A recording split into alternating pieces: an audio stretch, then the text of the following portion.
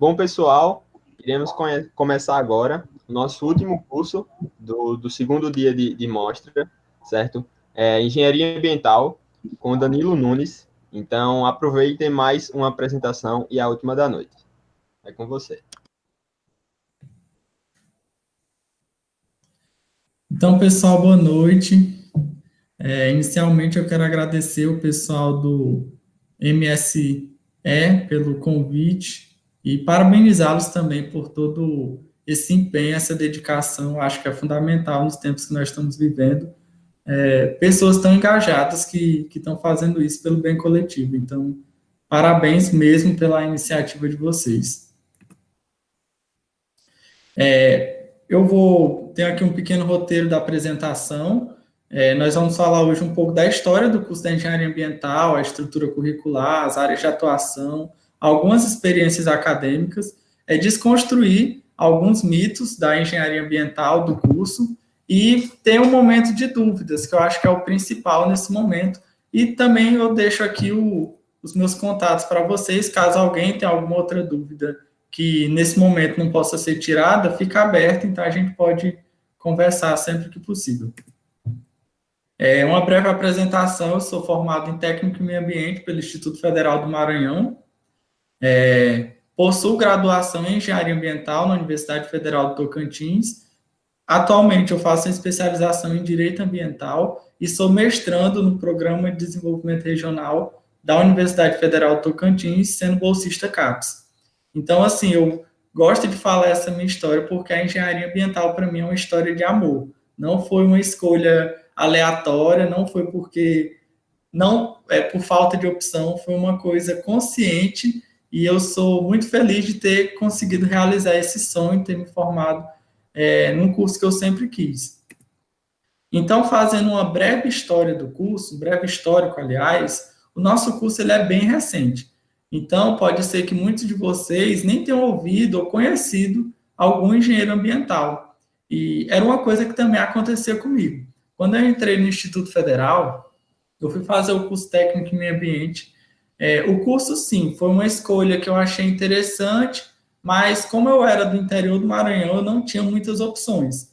Então, foi dentre as opções que tinha, foi o curso que eu achei mais interessante. Aí, quando eu entrei no curso em 2011, me veio o pensamento, tá, mas será que existe uma engenharia ambiental? Porque existe engenharia de tanta coisa, deve existir engenharia ambiental também. E eu comecei a pesquisar e tudo, descobri esse curso que eu me apaixonei à primeira vista. Eu fiz essa pesquisa em outubro de 2010. E me apaixonei pelo curso, comecei a pesquisar, comecei a ler livros a respeito, e o meu amor pelo curso, a minha vontade de querer conhecer cada vez mais a respeito dessa profissão foi aumentando. Então, em 2011, eu ingressei no Instituto Federal do Maranhão, que para mim foi um divisor de águas, porque, principalmente na realidade do interior, os institutos federais foram mecanismos que trouxeram, foi um dos mecanismos que trouxe desenvolvimento para aquela região e ampliação dos horizontes das pessoas que até então tinham as suas vidas muito limitadas pela baixa instrução ou pela falta de oportunidades. Então, após ingressar no curso, no ano de 2012, mais ou menos, eu entrei em contato com o pessoal da Universidade Federal do Tocantins, porque eu comecei a pesquisar sobre as grades curriculares para definir qual curso e em qual universidade eu iria fazer. E a história é bem interessante, porque o nosso curso ele foi criado, aliás, no ano de 1992. Então, ali naquele ambiente político da Eco 92, que é a Rio 92, também conhecida, as questões ambientais cada vez mais em pauta. E aí também foi a época em que foi criado o Estado do Tocantins. O Estado do Tocantins ele foi criado com a Constituição de 88. E a capital Palmas foi criada, uma cidade projetada, foi criada em 89. Então, quando começou as atividades da Universidade do Tocantins, que na época era estadual, eles pensaram que para um estado novo e para uma capital que queria ser considerada a capital ecológica do Brasil, não poderia criar um curso comum a todos os outros que já existiam. Então, teve a ideia de se criar o primeiro curso de engenharia ambiental do Brasil. Então, no ano de 1992, teve o ingresso dos primeiros alunos na então Universidade Estadual. No ano de 93, teve o decreto autorizando o funcionamento do curso na Unitins, que é a Universidade Estadual. Aí vocês perguntam, mas como é que esses alunos entraram sem que o curso tivesse sido autorizado? Essa é uma curiosidade. O nosso curso de engenharia ambiental, ele nasceu, como várias outras engenharias, partindo da grade básica do curso de engenharia civil.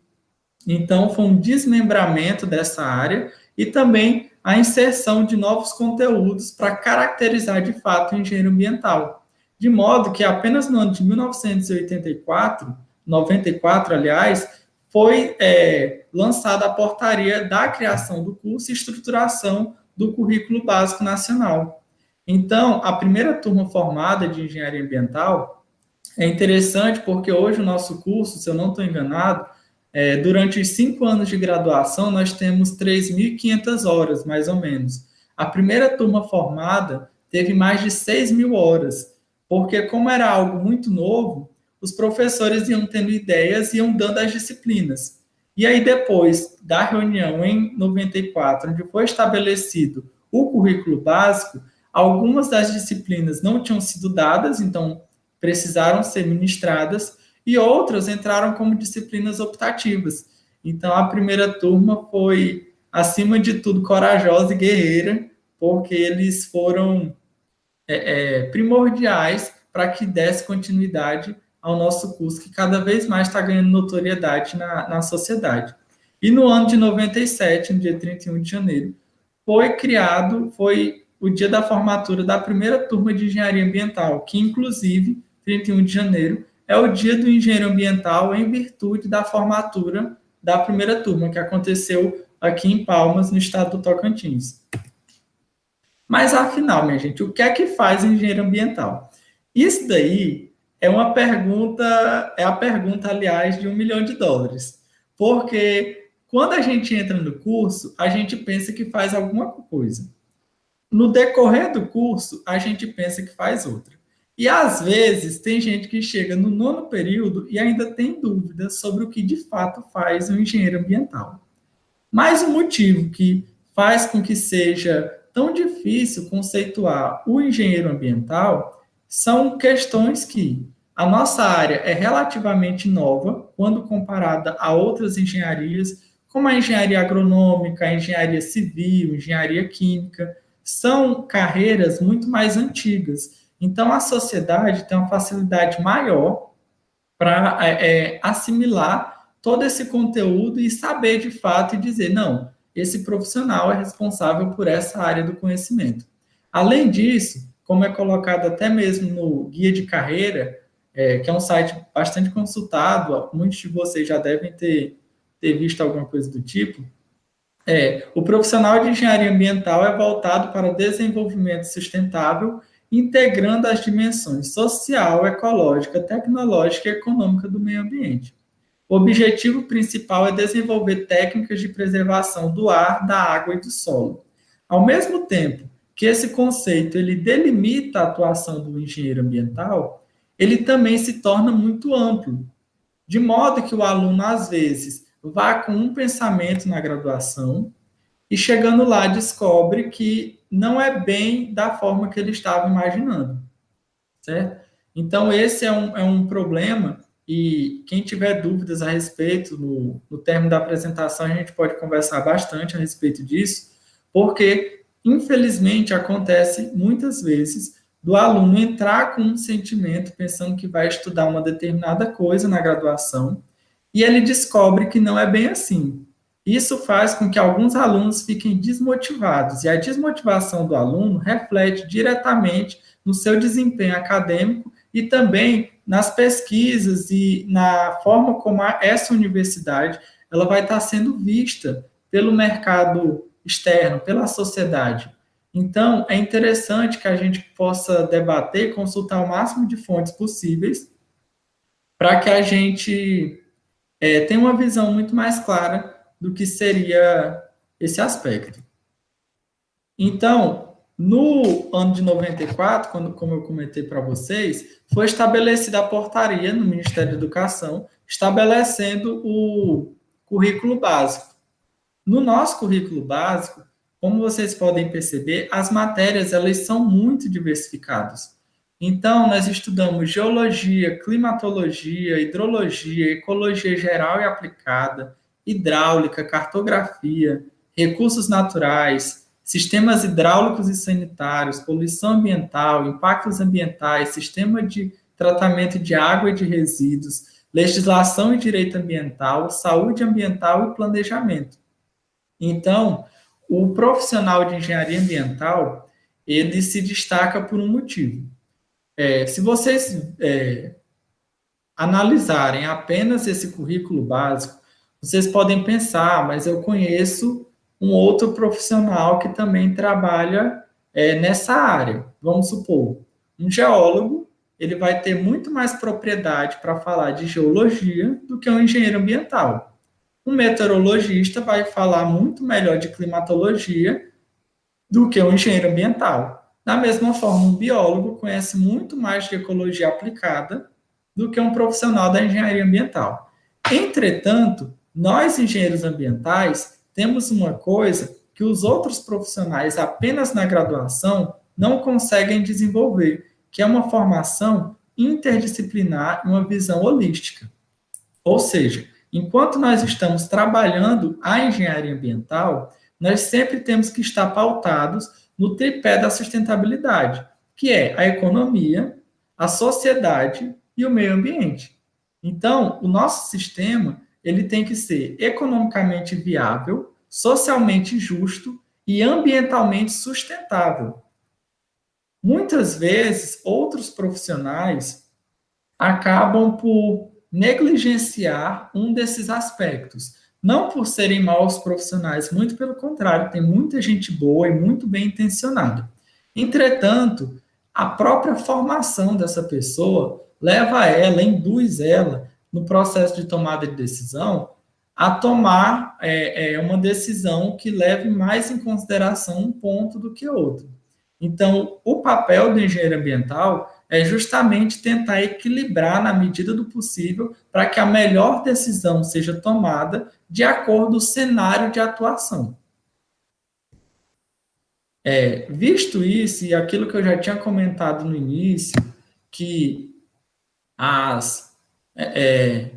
a grade curricular é bem diversificada, eu acho que quem tem interesse por esse curso já deve ter se deparado com a seguinte situação: engenharia ambiental, engenharia de recursos renováveis, engenharia sanitária, engenharia ambiental e urbana. Tá, mas todos são engenheiros ambientais? Sim. Todos têm as mesmas atribuições? Não. E isso é algo que eu gostaria muito que tivessem me explicado quando eu entrei na graduação. Porque até mesmo durante o curso, a gente tem tem bastante dúvidas a respeito disso, de como é que funciona a questão de atribuição junto ao conselho e coisas do tipo. Então, o profissional de engenharia ambiental, independente do nome que ele venha a ter, apenas engenheiro ambiental ou engenheiro ambiental e uma dessas outras complementações, essas que estão listadas aqui no slide são apenas algumas, possuem várias outras, ele tem aquela estrutura básica que eu mencionei para vocês, que é a portaria lá de 94, estabelecida pelo Ministério da Educação. Tudo que estiver além daquela portaria fica a cargo da instituição definir. Então, uma coisa que é bem interessante do curso de engenharia ambiental é que, dependendo da universidade, a grade pode mudar completamente e que isso vai alterar nas atribuições que você vai ter enquanto profissional. Aí você vai ficar em dúvida: nossa, e agora? O que é que eu vou fazer? Por esse motivo, por exemplo, que lá em 2012, antes mesmo de eu entrar na Universidade do Tocantins, eu estava no segundo ano do ensino médio, eu enviei um e-mail para algumas universidades pedindo a grade curricular deles, para que eu pudesse ver como é que essa estrutura era montada, para que eu pudesse fazer a minha escolha. Nem sabia se ia passar no vestibular, mas a esperança é a última que morre, e a gente tem que estar preparado para todos os cenários. Então, analisando esse currículo, a gente pôde ver algumas diferenças, e aí foi o que me optou a vir, por exemplo, para a Universidade Federal do Tocantins. Essa diferença vai ser, por exemplo, o curso de Engenharia Ambiental e de Recursos Renováveis. Ele vai ter todo o ciclo básico de engenharia, vai ter todo o currículo comum da engenharia ambiental, porém, ele vai ter uma ênfase maior em recursos renováveis.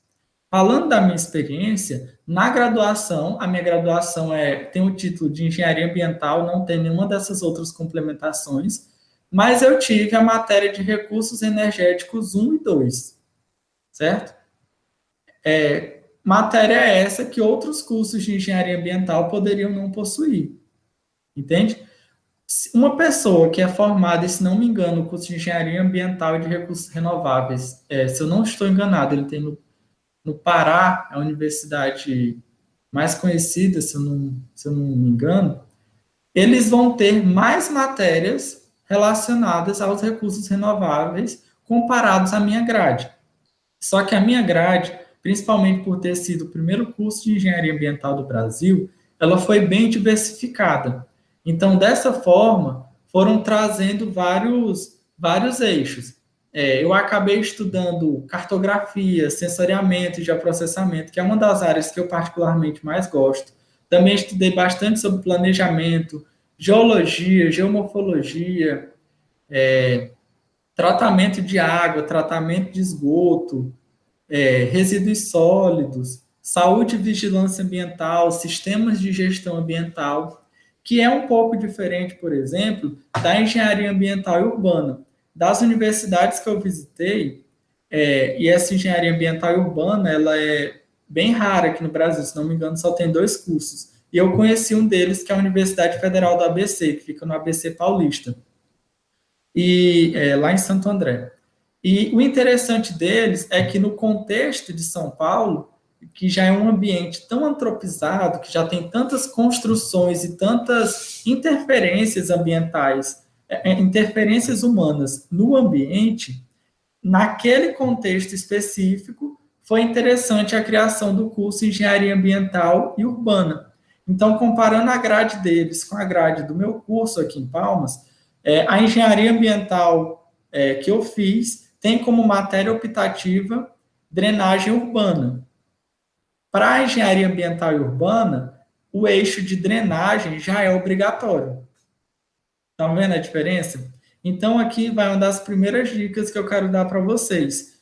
Caso vocês tenham interesse de estudar essa área, fazer esse curso que eu sou tão apaixonado, olhem bem a grade de vocês, a grade que vocês vão fazer, a universidade que vocês pretendem ingressar, e de preferência que seja próximo da região do Brasil que vocês pretendem atuar. Porque, por exemplo, aqui no Tocantins, é um estado que a maior parte dele é cerrado, na parte norte já tem a parte de transição e tem um bioma amazônico, e quando pega ali a parte mais sudoeste, tem uma região que é ecotonal, entre o Pantanal, a Amazônia e o Cerrado. Mas imagine que eu estudei todo o bioma do Cerrado. E eu vou ser contratado para fazer um trabalho na Caatinga, que já é mais específico do Nordeste. Eu vou poder fazer um bom trabalho lá enquanto engenheiro ambiental? Com certeza eu vou. Entretanto, eu vou ter que fazer um estudo muito mais detalhado, um estudo pessoal, porque eu não consigo caracterizar com tanta facilidade quanto eu caracterizaria o bioma cerrado, eu não teria toda essa facilidade para caracterizar o bioma caatinga. Entende? Então, o local onde você faz a universidade, você faz a sua graduação, ele vai definir e muito o seu andamento enquanto engenheiro ambiental, certo? Pode parecer um pouco confuso, mas é só imaginar o seguinte: temos ali o ciclo básico. Gestão ambiental, legislação ambiental, caso a gente pegue a esfera federal. é a mesma no Brasil todo. Ótimo. Então, independente de onde você estudar, caso você queira atuar como fiscal ou como gestor ambiental, você vai ter uma ótima formação independente do local, da região onde você escolher. Entretanto, se você é um engenheiro ambiental que gosta muito da parte biológica, seja identificação de animais, identificação de flora, fauna, então é mais interessante que você escolha uma região mais próxima da realidade que você possivelmente venha a trabalhar. Mas isso é uma coisa que eu estou falando só para que vocês tenham uma noção de que o engenheiro ambiental, ele trabalha com o meio ambiente. Então, quando a gente chega em um lugar, a gente vai querer analisar o ambiente de uma forma integrada. Eu não vou analisar apenas a geologia, eu não vou analisar apenas o rio, apenas os animais ou as formações florestais que existem naquela região. Eu vou analisar a integralidade desses processos e como um está interligando o outro. Então, se eu fizer uma barragem aqui nesse rio, como é que a fauna dessa região vai se comportar? Vai ter impacto? Será que o fluxo biológico de acasalamento dos peixes não vai ser impactado? Tudo isso vai caber ao engenheiro ambiental fazer essa análise. Então, por isso que eu comento com vocês que é muito importante, independente de qualquer coisa, que você já tenha essa afinidade. Aprender a chegar em um lugar e a gente começar a pensar a respeito de como esses processos são estruturados, para que a gente desenvolva melhor esse pensamento crítico. Não quero, de maneira alguma, desmotivar alguém a sair da sua região para ir fazer em outro lugar. Eu só quero explicar para vocês que, ao fazer o curso em um local muito distante de onde você pretende atuar, você vai ter depois que fazer toda essa reciclagem de conteúdo para entender melhor como funciona aquele ecossistema. Então, aqui mesmo no Tocantins, que como eu comentei, tem o bioma amazônico e tem o cerrado. O cerrado ele vai se dividir, dependendo dos autores, em pelo menos as 25 fitofisionomias, que são as formações florestais. E eles vão ter uma determinada nomenclatura. Se eu estivesse trabalhando no meio da Amazônia, por exemplo, as formações florestais de lá já teriam outros nomes e que eu ainda não tenho total domínio a respeito disso. Se eu fosse para a região sul do Brasil, eu também teria uma certa dificuldade, a princípio, logo de cara, para conhecer todas as fitofisionomias e na hora que chegasse no lugar eu já soubesse identificar todas. Não, eu ia ter que ter aquele tempo de assimilação, aquele tempo para que eu, de fato, conseguisse linkar o conhecimento teórico com o conhecimento prático, que essa é uma das nossas principais, um dos nossos principais desafios. Então, por que escolher esse curso de engenharia ambiental? Primeiramente, eu destaco a formação interdisciplinar. Eu não sei vocês, mas eu fiquei com muita dúvida no início para escolher o curso de engenharia ambiental.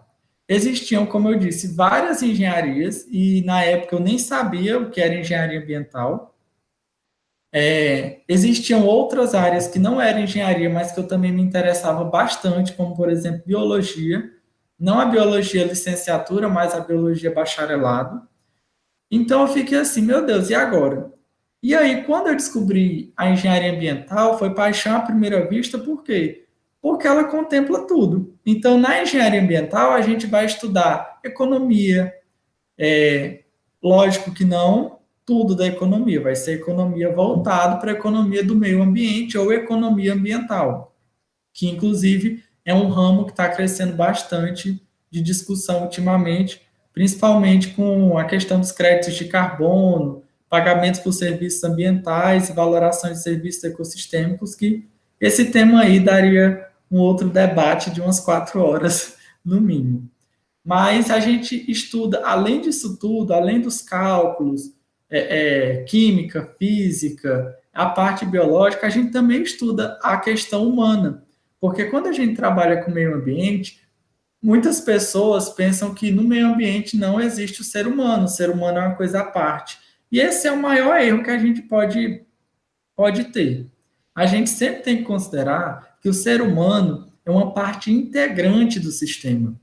Então, nós, seres humanos, não estamos nem acima nem abaixo, nós estamos fazendo parte.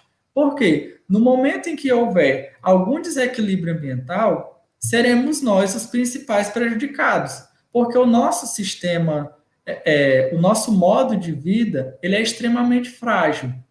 Então, eu costumo dizer que os seres humanos são muito fortes. Pode ter alguma catástrofe ambiental, e quando eu falo isso é enquanto espécie. A nossa espécie vai sobreviver, alguém vai fazer alguma coisa e vai conseguir sobreviver. Só que o nosso modo de vida é extremamente frágil. E o pior de tudo, nos últimos anos, o nosso modo de vida, além de ser frágil, ele se tornou incrivelmente danoso ao meio ambiente, porque nós entramos num ritmo de consumo muito acelerado e que se tornou insustentável.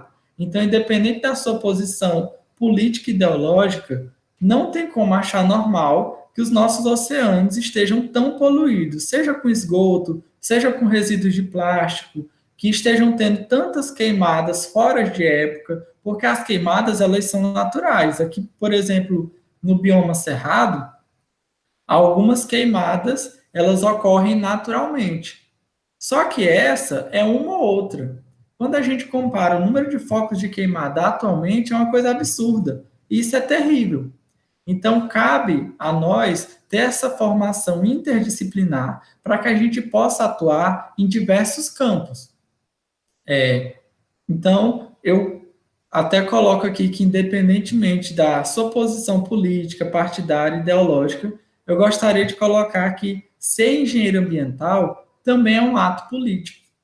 Político no sentido não de ser partidário de partido A ou de partido B, mas político no sentido que, uma vez que eu tenho o conhecimento de diversas áreas, que eu seja um canal de diálogo num mundo que está cada vez mais polarizado.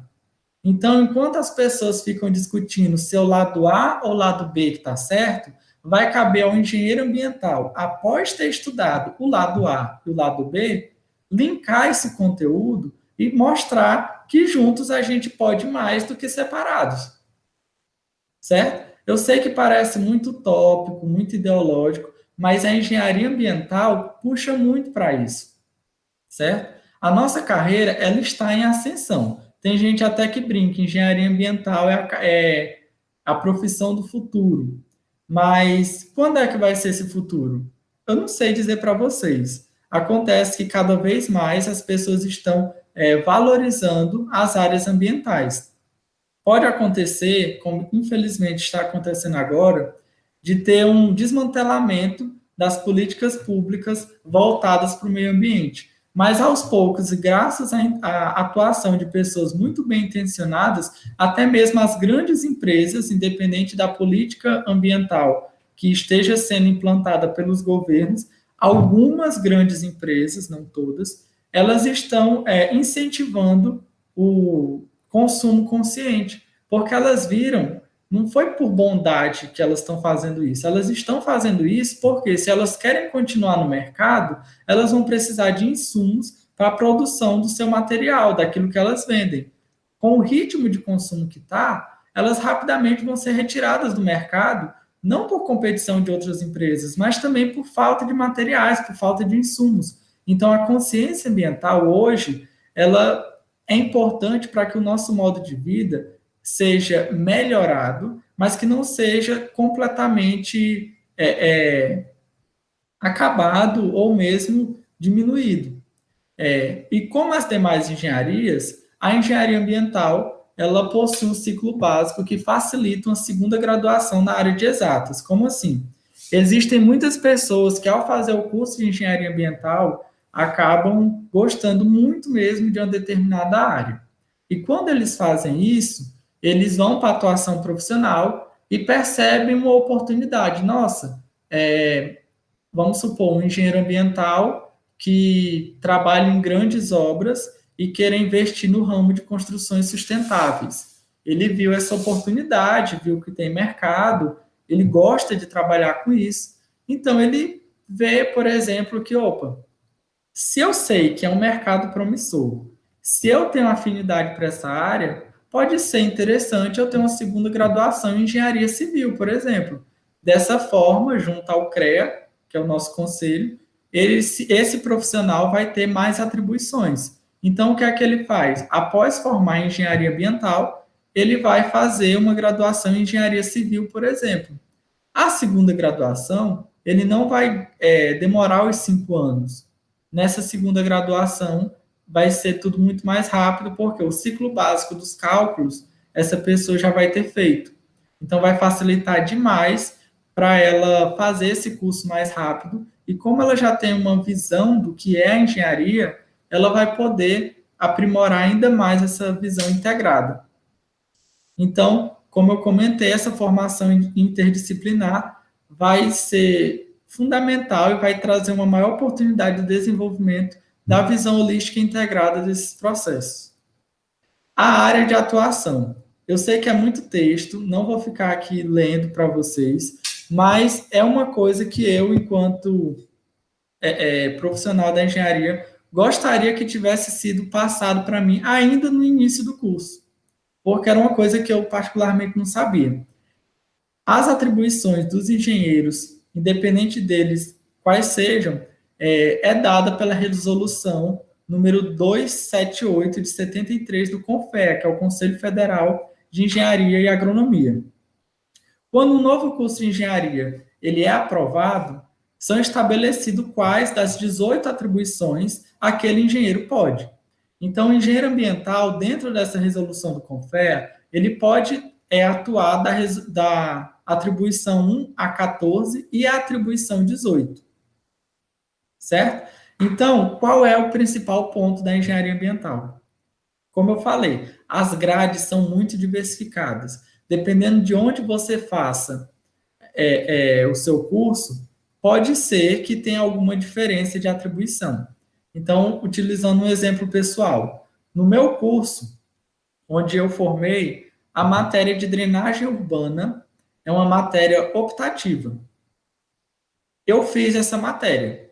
Então, eu posso ter formado com uma pessoa que é do meu período, que fez a grade básica inteira, mas na hora de escolher as matérias optativas, essa pessoa não escolheu drenagem urbana. Junto ao CREA, eu tenho a atribuição de dimensionar e de acompanhar esses processos e essas obras de drenagem urbana. Enquanto que essa pessoa que não fez a matéria optativa não vai ter essa atribuição. Então, a dica que eu dou para vocês é que, independente do curso de engenharia que vocês forem fazer, escolham com muito carinho as disciplinas optativas que vocês forem fazer, porque isso vai impactar diretamente nas atribuições que vocês vão ter junto aos conselhos. Então, é fundamental isso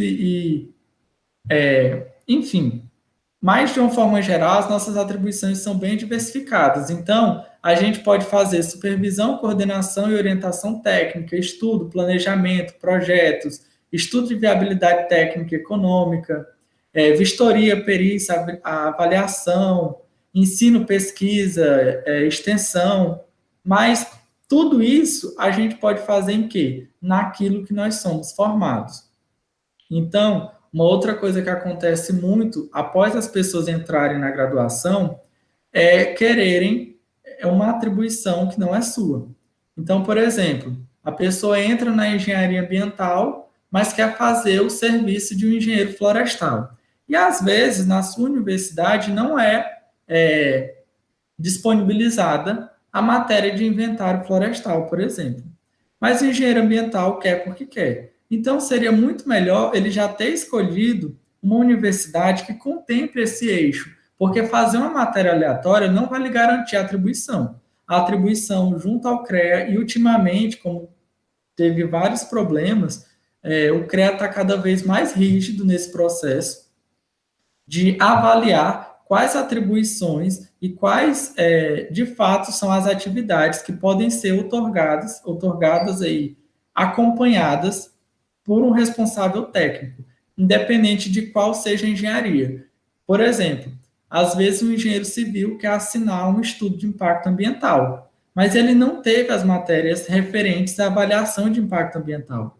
Talvez ele tenha feito apenas uma matéria de 30 horas, sendo que na engenharia ambiental a gente tem um curso inteiro de dedicação à avaliação desses impactos e ainda tem mais umas 3 matérias específicas para isso, matérias de 60 horas. Então, não tem como comparar essas 3 matérias de 60 horas com uma matéria, muitas vezes optativa, de 30 horas do curso de engenharia civil. Então, o engenheiro ambiental é muito mais habilitado para fazer esse processo de análise de impacto ambiental do que qualquer outro profissional. Entendem? Então, sempre pensem nisso. Quando forem escolher o curso, não pensem em fazer, não, mas eu vou escolher o curso tal e depois tem como eu fazer tal coisa. Se possível, se você já acha que aquele curso é o melhor para você, se você quer trabalhar em uma determinada área, se você já imagina isso, escolha essa área e se dedique a ela, para que você não tenha um problema que ultimamente está acontecendo bastante, das pessoas não terem as atribuições depois que elas estão formadas. Então, por isso que eu comentei, eu gostaria muito de ter visto essa resolução no início do curso, para que eu tivesse focado ainda mais em determinadas disciplinas. Como plano de vida pessoal, eu sempre gostei de estudar coisas muito diversificadas. Então, as minhas matérias optativas, eu escolhi geoprocessamento aplicado, eu fiz biorefinarias e biocombustíveis, drenagem urbana, fiz uma de zoneamento ecológico econômico, a outra que eu fiz foi de reuso de águas, fiz mais optativas até do que eu precisava. Mas por que eu fiz tudo isso? Porque é uma questão pessoal minha no meu plano de vida. Pode ser que alguns de vocês gostem de uma área muito específica e não tem problema. Você vai escolher engenharia ambiental, você vai estudar vários eixos e você vai escolher uma área específica para poder atuar. Tudo bem. Mas tome muito cuidado com isso, porque não pensem que por fazer uma matéria aleatória, você vai poder assinar qualquer coisa. Não. Você vai assinar aquilo que a resolução estabelece, certo? Então, nas experiências acadêmicas, eu coloquei aqui 5 tópicos principais, que é o ensino, pesquisa e extensão, o empreendedorismo e o movimento estudantil. No ensino, o profissional de engenharia ambiental, ele pode dar aula depois. Então, vamos supor, se você for formado em engenharia ambiental, ao término da graduação, você já pode dar aula em cursos técnicos, por exemplo. Caso você faça uma especialização, um mestrado, você já pode dar aula no nível superior. E o ensino é uma coisa fundamental, porque cada vez mais a gente comenta sobre a comunicação efetiva. E a forma de se comunicar é muito importante. Então, para que a gente treine melhor essa forma de se comunicar, o eixo de ensino dentro da engenharia é fundamental. Então, por exemplo, na graduação, caso você tenha gostado muito de uma disciplina, você pode se tornar monitor. Dependendo da instituição, isso é principalmente nas instituições públicas, o monitor ele pode ser voluntário ou remunerado. Mas, independentemente que seja voluntário ou remunerado, é uma experiência super válida. Porque, gente, não existe caminho fácil. Tudo depende do tempo. Quando você entra na graduação, existe uma coisa chamada tempo de assimilação. Então, muitas vezes, no primeiro período, você vai estudar uma matéria e não vai entender nada dessa disciplina. Vai pensar, meu Deus, eu nunca vou querer trabalhar com isso porque eu não entendi absolutamente nada. Chega no final do curso, dá aquele estralo e, opa, isso daqui está fazendo sentido. Por quê? Porque teve o tempo de assimilação. Isso acontece muito, principalmente na área dos cálculos, que no início do curso é o terror e no final do curso faz o maior diferencial no seu processo de entendimento. A pesquisa, principalmente na engenharia ambiental, é muito importante, porque a pesquisa é o que vai nortear o avanço de tudo. Então, por exemplo, você pode pensar, quando eu terminar o curso, eu não quero ser professor, eu não quero ter nenhum vínculo acadêmico. Para que eu vou me preocupar com a pesquisa? Porque ao atuar na pesquisa, você vai aprender cada vez mais a ter o pensamento científico e metodológico e entender que as coisas elas têm um caminho lógico a ser seguido. E pesquisa não é apenas ali fechada na universidade. Você pode fazer uma pesquisa em qualquer lugar que você tiver. Uma vez eu visitei uma obra na construção de uma usina hidrelétrica do Baixo Iguaçu, lá no Paraná. E lá tinha um engenheiro ambiental que estava fazendo um plano de recuperação de áreas degradadas e ele desenhou todo um experimento para saber qual a espécie de gramínea, um capim, ele iria utilizar naquela área, porque ele tinha escolhido uma, mas naquele tipo de solo, naquele terreno, aquela gramínea não estava nascendo e ele precisava recuperar essa área. Então ele desenhou um experimento, plantou diferentes espécies de gramíneas e utilizou diferentes dosagens de adubos, sejam eles adubos orgânicos ou adubos químicos, para definir qual seria o melhor método a aplicar naquela região. Ou seja, por mais que esse profissional tivesse uma atuação no mercado externo e não dentro da universidade, ele ainda assim precisou ter o conhecimento científico para poder estar realizando e executando da melhor forma possível a sua atribuição profissional. A extensão já é assim, meus olhos brilham quando fala, porque eu acho que é fundamental, principalmente se você escolher estudar numa universidade pública, porque é a nossa forma de levar à comunidade aquilo que nos foi dado por a oportunidade de estar estudando na universidade pública. Mas se você for de uma universidade particular, também é um dever nosso trabalhar com a extensão, porque a extensão é quando os alunos e professores extrapolam os muros da universidade e levam até a comunidade aqueles tópicos que são discutidos dentro da universidade. Então, isso é fundamental, porque isso mostra para a gente o quanto que, às vezes, a gente fica preso dentro de um único mundo, certo? Muitas vezes a gente fica conversando, sei lá, junto um grupo de engenheiros ambientais para conversar, ou qualquer outra profissão. Existem determinados termos técnicos que se tornam tão comuns que a gente usa de forma tão corriqueira que a gente pensa que todo mundo entende o que a gente está falando. E quando a gente sai da universidade, a gente percebe que não é assim. Então, quem puder trabalhar também com algum projeto de extensão é fundamental para trabalhar a sua capacidade de comunicar efetivamente as suas ideias e que, de fato, os seus projetos possam sair do papel. Porque, um pouco adiante, eu vou comentar com vocês que, gente, muitas vezes eu conheço pessoas que têm ideias fantásticas, mas que não conseguem tirar nada do papel porque não conseguem formar uma equipe que o ajude a executar tudo isso. Temos o empreendedorismo, que está cada vez mais presente na universidade, que, por meio das empresas júnior, das entidades estudantis, na minha graduação, essa foi a única que eu não fiz parte, porque a empresa júnior foi fundada quando eu estava no 10º período, então não podia participar.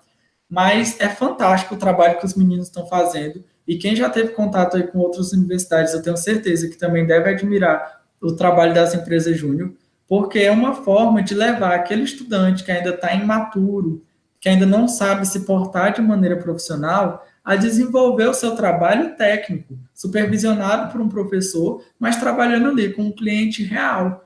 Então, o papel do empreendedorismo estudantil é fundamental para que cada vez mais a gente possa ter profissionais mais preparados, porque nas universidades a gente sai com uma formação técnica muitas vezes incrível. Entretanto, a gente não sabe quanto cobra. E aí, como é que fica? É complicado, né? Então, é muito, muito, muito importante que a gente tenha também esse contato de empreendedorismo e que nas universidades geralmente é dado pelas empresas júnior. E, por fim, mas não menos importante, tem um movimento estudantil. Enquanto eu estava na graduação, fui presidente do centro acadêmico. E como eu falei para vocês, ser engenheiro ambiental também é um processo político, que de onde houver divergências, nós vamos tentar ser aqueles que vão fomentar o diálogo e integrar os diferentes pontos de vista. E o movimento estudantil é uma ótima oportunidade para que você faça isso, porque na universidade, gente, não pense que o curso vai ser só de gente igual você. A universidade é um universo. Vai ter gente de todo tipo, com as opiniões mais diversificadas, e até mesmo dentro da engenharia ambiental. E você vai ter que saber trabalhar com essas pessoas, porque elas são apenas uma pequena amostra daquilo que você vai encontrar lá fora. Então, não tem como escolher com quem você vai trabalhar. Você vai ter que trabalhar. Então, o movimento estudantil é fundamental para fomentar o diálogo, fomentar o debate, porque hoje em dia, dentro da nossa completa arrogância e egocentrismo, a gente não consegue escutar o outro. Muitas vezes a gente fica aqui preparado para quando ele terminar de falar, eu já falar outra coisa. Às vezes eu nem entendi o que essa pessoa quer dizer. Aí depois a gente fala, os projetos ambientais não saem do papel. É lógico que não saem do papel. Começando que a gente desconsidera o fator humano dentro do meio ambiente. Depois, quando esse fator humano é considerado, muitas vezes ele é negligenciado. Quem tem poder econômico tem mais fala do que aquela comunidade tradicional que vive há centenas de anos naquele lugar. Então, é lógico que vai dar errado. Então, o movimento estudantil é uma coisa primordial para que a gente possa fomentar o diálogo dentro da nossa atuação profissional e que, independente de quem eu seja enquanto profissional, eu possa me tornar um melhor ser humano. Aí aqui eu tenho, já finalizando, e depois para a gente ter o bate-papo das perguntas, eu tenho aqui algumas fotos da atuação. Nessa primeira foto aqui, eu estava ministrando um mini curso de geoprocessamento lá na nossa instituição, que no caso seria vinculado a uma atividade de ensino. Aqui eu estava fazendo, não era só eu, tá, gente? Nesse daqui eu coloquei apenas essa foto aí, porque questão de direitos autorais. Mas nessa segunda foto, eu estava desenvolvendo uma pesquisa a respeito da avaliação de impactos ambientais numa área próxima aqui do município, onde teve um boom de crescimento nos loteamentos, então a gente estava vendo como é que estava se comportando o ambiente daquela região, porque todos esses loteamentos, eles tiveram licença ambiental, mas será que essa licença ambiental estava sendo respeitada? E nessa outra aqui já foi uma atividade também de pesquisa, mas um pouco voltada para a extensão. Uma professora da nossa disciplina levou a gente para recuperar um talude. Ela fez um talude, que é aqueles cortes de terra, e colocou a gente para aplicar algumas técnicas de recuperação de áreas degradadas. Então, para quem fica falando que, olha, estude porque a caneta é mais leve do que a pá, então, na engenharia ambiental vai ser bem corriqueiro você pegar na pá, pegar na enxada, no facão, e não tenha medo de mato, não, porque você vai ter que ir algum dia. Uma coisa que está sendo muito comentada entre os profissionais é que, com o passar do tempo, os estudantes de engenharia ambiental querem se tornar estudantes de escritório, não querem ir a campo. E como é que você vai formar um bom engenheiro ambiental se ele não conhece o ambiente que ele está inserido? Então, não tenha medo. Se você não tiver o perfil de ir a campo, não gosta de andar no mato, não gosta de mexer com terra, esse tipo de coisa, respeito, e existe sim como você trabalhar sem precisar mexer com isso. Tem como perfeitamente. Mas em algum momento você precisa participar dessa experiência. Porque é como se fosse aquela coisa. Eu não preciso ser médico para ter um conhecimento básico dos primeiros socorros. Certo? Se eu tiver um médico ou enfermeiro perto de mim, eu deixo ele atender aquela pessoa. Agora, se a pessoa estiver passando mal do meu lado, eu vou deixar a pessoa morrer sem eu prestar o mínimo apoio, ajuda? A mesma coisa é o engenheiro ambiental que não gosta de ir para o campo. Você pode até escolher não ir, não atuar nisso profissionalmente, mas você tem que saber como se portar, quais as vestimentas corretas e qual é o procedimento técnico para fazer isso de uma forma segura. Então, enquanto estiver na universidade, viva o máximo de experiências possíveis, porque você só tem a ganhar. E, por fim, eu tenho, das experiências, eu tenho muito orgulho dessa parte aqui, que nós organizamos no ano de 2018 o Encontro Nacional de Estudantes de Engenharia Ambiental, que aconteceu aqui em Palmas. Cada ano ele acontece em um lugar.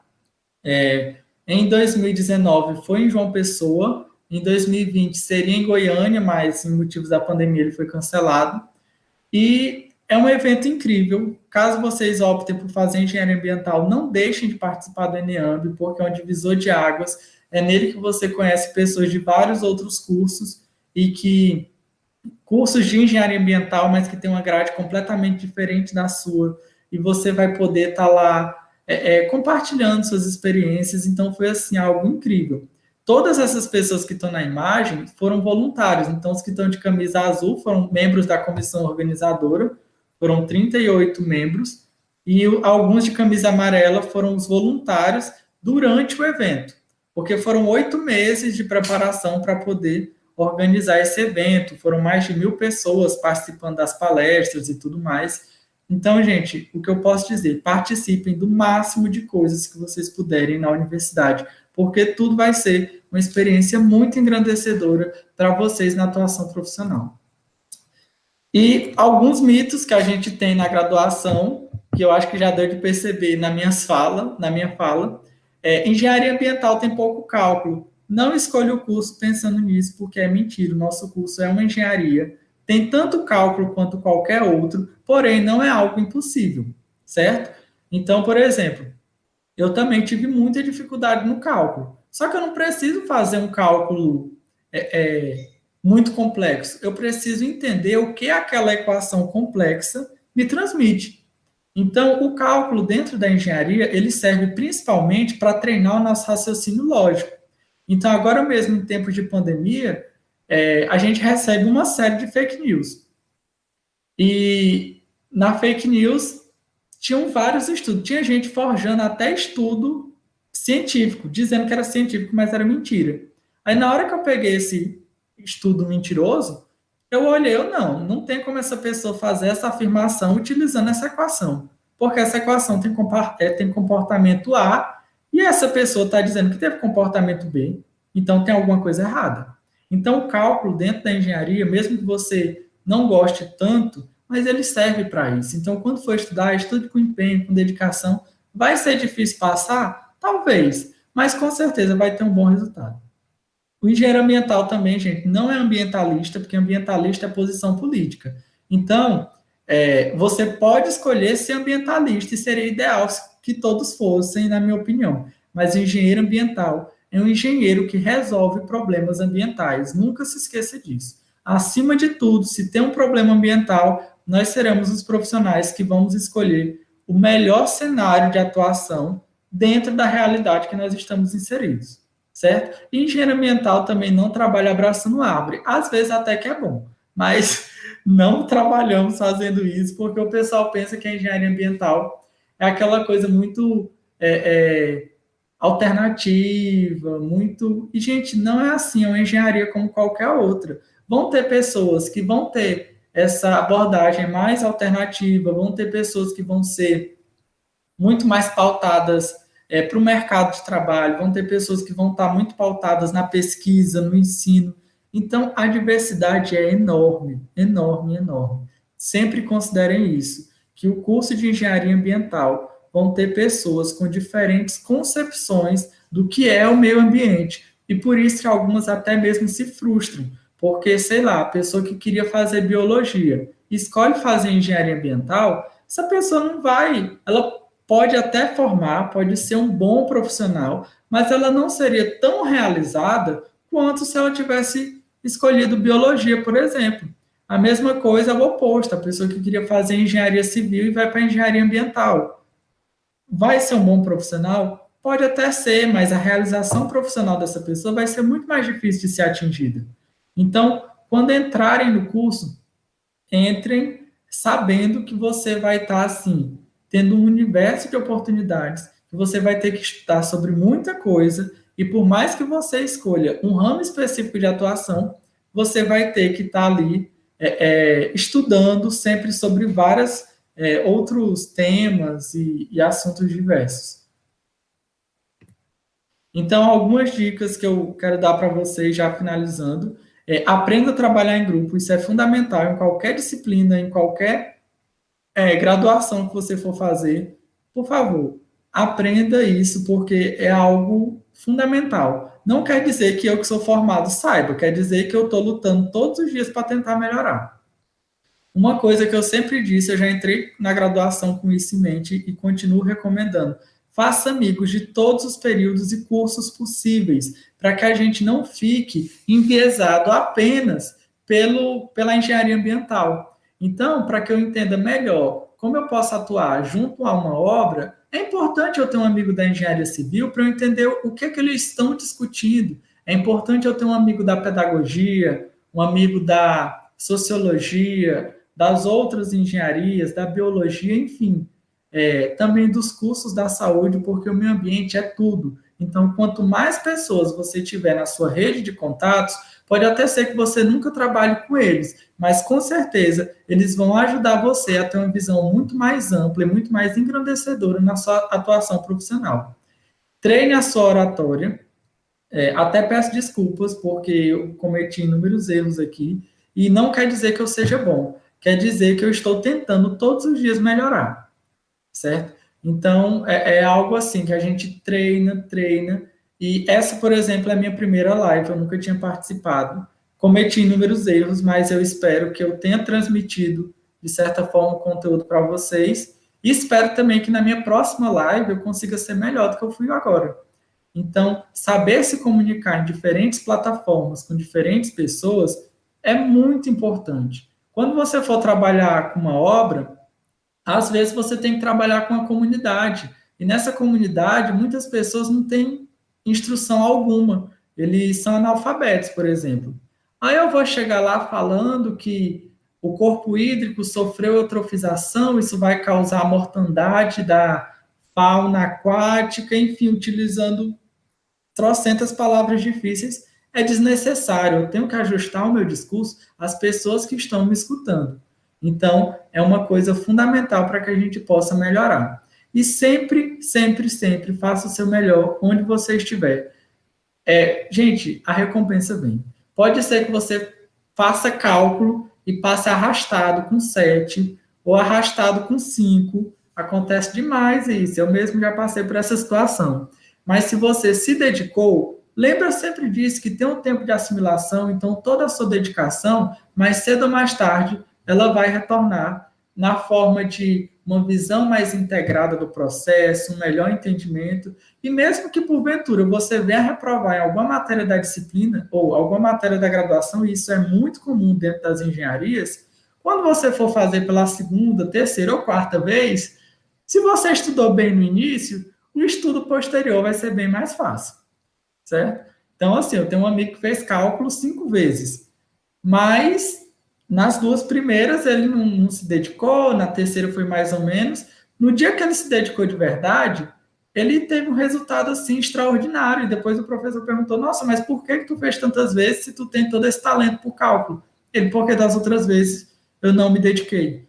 Então, a dedicação é algo primordial, porque a gente não sabe com quem a gente vai trabalhar, com o que e nem com quem. Então, dê o nosso melhor.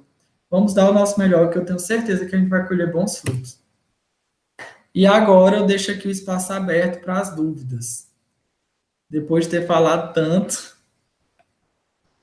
Inclusive, nossa apresentação falta 1 minuto para acabar, mas a gente estende uns 10 minutos para a pergunta. Me empolguei. Teve um comentário aqui no começo bem interessante, foi do João Vinícius. Ele falou: acho um curso muito massa, porém, diante da atual situação do Brasil, onde os governantes, em suma, não ligam para o meio ambiente, acabam me desmotivando a fazer o curso, visto que reduzirá, de certa forma, e irá afetar a área de trabalho. Ele falou uma verdade aqui, né? Foi mais um Não, desabafo. isso é verdade, mas como eu comentei com vocês, cada vez mais algumas empresas elas estão prestando atenção nisso. E, gente, ir para a área ambiental é ir para a luta. Então, por exemplo, o meu mestrado, que não é na área de exatas, está mais na parte de sociais aplicadas, é justamente porque eu quero estar nos ambientes de debate, eu não quero ser político, mas eu quero estar nos ambientes onde são tomadas as decisões. Muitas vezes a gente reclama da pauta ambiental, mas quando estão sendo tomadas as decisões, não tem um engenheiro ambiental lá.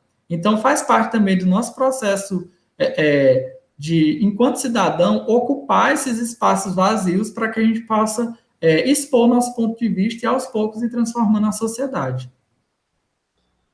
Tem também aqui do Dailton, como é a questão das matérias de biologia na grade curricular? As matérias de biologia, elas são bem diversificadas, mas é certeza que você vai ter biologia básica, aquela mesma biologia do ensino médio, só que de forma condensada e muito mais puxada. Ecologia, para que a gente entenda toda aquela questão de forma muito mais detalhada das cadeias,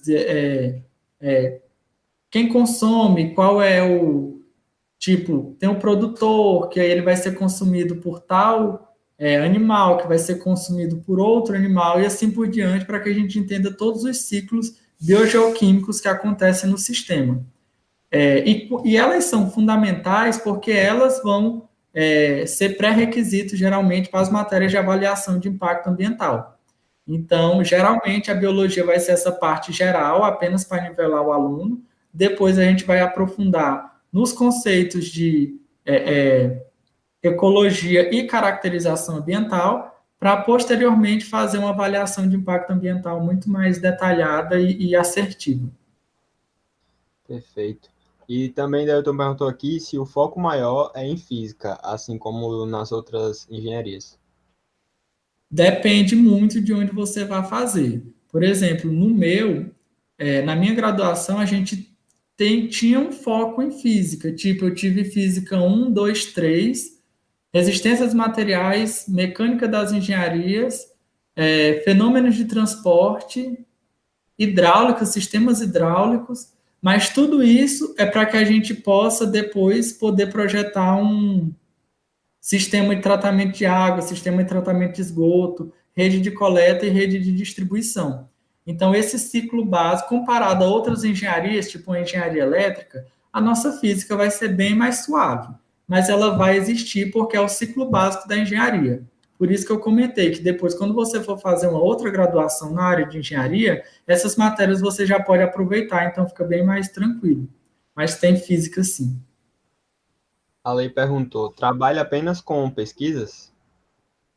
Atualmente eu sou bolsista da CAPES, então não posso ter vínculo empregatício.